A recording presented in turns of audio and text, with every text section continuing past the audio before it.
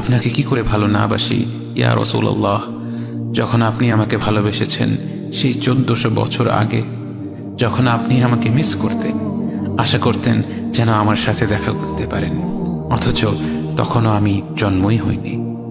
সেদিন সাহাবীরা আপনার চোখে পানি দেখে বলল, ইয়া রাসূলুল্লাহ, আপনি কাঁদছেন কেন? আপনি বললেন, আমার ভাইদের খুব দেখতে ইচ্ছা করছে। সাহাবীরা বললেন, আমরা কি আপনার ভাই নই ইয়া রাসূলুল্লাহ? আপনি বললেন, না, তোমরা আমার সাহাবী। আমার ভাই হলো তারা যারা আমার পরে আসবে এবং আমাকে কখনো না দেখেও তারা আমাকে বিশ্বাস করবে। মৃত্যু শয্যায় শুয়ে আপনার অন্তরে এই চিন্তা ছিল যে আমাদের পরিণতি কি হবে। উম্মতি উম্মতি বলতে বলতে আপনি আপনার রবের নিকট ফিরে গিয়েছেন। আজ আমরা আপনার উম্মতের অংশ। বিশ্বজুড়ে আপাত দৃষ্টিতে আমরা হচ্ছি সবচেয়ে অপদস্থ, নিরুপায়, পরাজিত, লাঞ্ছিত, অথচ বাস্তবে আপনার উম্মতের অংশ হওয়া যে গোটা বিশ্বের সব সম্পদ পাওয়ার চেয়েও মূল্যবান ব্যাপার। আজ আমার মনে যত আশা, যত আকাঙ্ক্ষা, যত স্বপ্ন, যত চাহিদা, সব কিছু পেয়ে গেলেও নিজেকে এতটা সৌভাগ্যবান মনে করতাম না যতটা মনে হয় আজ আপনার উম্মতের একজন হতে পেরে।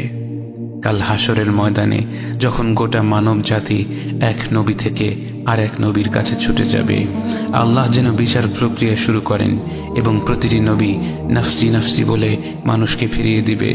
অবশেষে যখন সবাই আপনার সামনে হাজির হবে এবং আপনি গোটা মানব জাতির প্রতিনিধি হয়ে আল্লাহর সামনে সিজদা করবেন, সেদিন আপনার উম্মতের সদস্য হওয়ার পূর্ণাঙ্গ মর্যাদা প্রকাশ পাবে। ইয়া রাসূলুল্লাহ, আপনাকে কেন এত ভালোবাসি তা তো ভাষায় প্রকাশ করা যাবে না। তবে যতটুকু ভালোবাসা আপনার প্রাপ্য ততটুকু তো আপনাকে ভালোবাসতে পারি না। কথায় আপনাকে যতটা ভালোবাসি, কাজে তো তেমন করে ভালোবাসতে পারি না।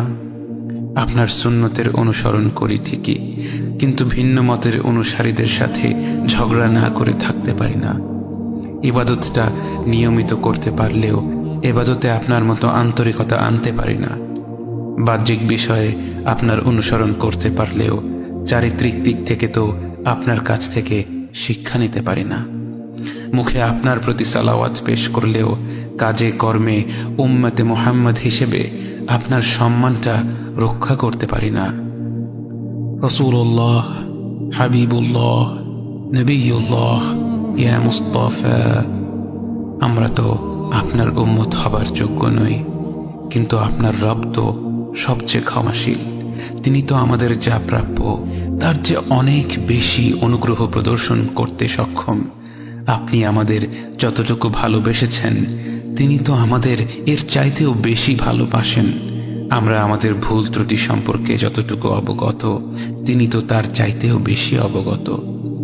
আমাদের রবের অনুগ্রহের দিকে তাকিয়ে অন্তরে আপনার প্রতি যতটুকু ভালোবাসা রয়েছে সেই ভালোবাসার দিকে তাকিয়ে আজ বুকে আশা বেঁধে রই, খুব শীঘ্রই আপনার দেখা পাবো ইয়া নবী আল্লাহ।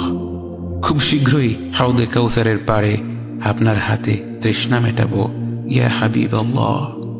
জান্নাতের নির্মল বাগানে অনন্তকালের যাত্রায় আপনার সঙ্গী হয়ে ঘুরে বেড়াবো ইয়া রাসূলুল্লাহ সাল্লাল্লাহু আলাইহি ওয়াসাল্লাম।